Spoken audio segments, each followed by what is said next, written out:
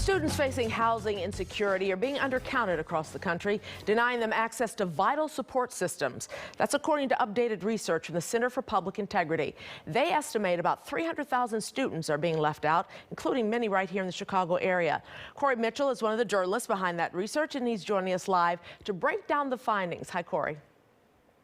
Hello. Thank you for having me. Thank you for cluing us in on all of this. First of all, what prompted this research?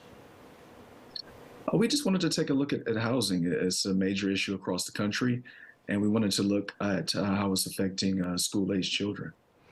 And what made you look, well, I guess the question is, how did you realize that there were so many kids being left out? Well, I mean, there's research out there that says that 1 of 20 students that lives in poverty is probably homeless. And we just started to take a deeper look at what that means for students.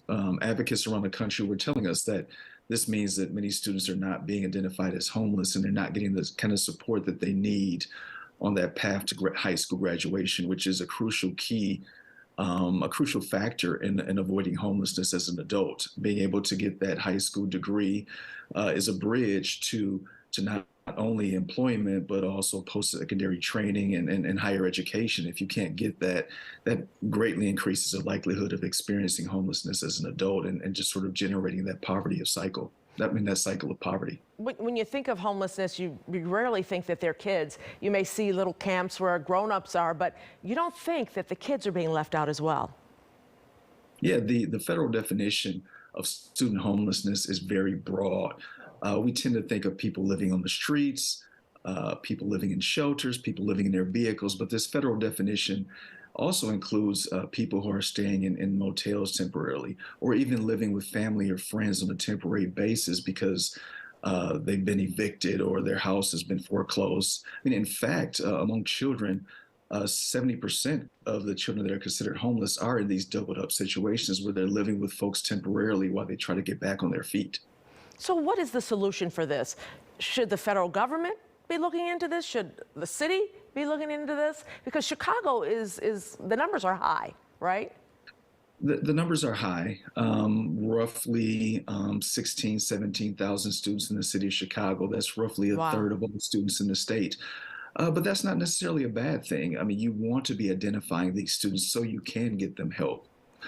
I think a key is dedicating funding and staff to identifying these students and getting them the kind of support that they need. The transportation to and from school, so they can continue going to school in a place that they feel familiar.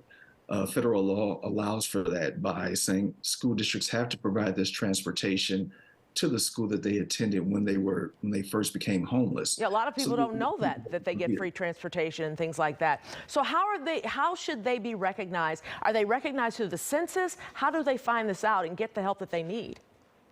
That's part of the problem. These students are unidentified because there is a stigma associated with homelessness. Parents may not be willing to come forward. Students themselves may not be willing to come forward because there's the threat of a Child Protective Services or some type of other government agency getting involved to say, hey, if you can't keep a stable home for your child, are you able to take care of them? So some people back off of this assistance, but it's crucial. If kids can't get to school, if they don't have the type of support that they need to do well academically, I mean, this sort of thing can carry well over into their adulthood.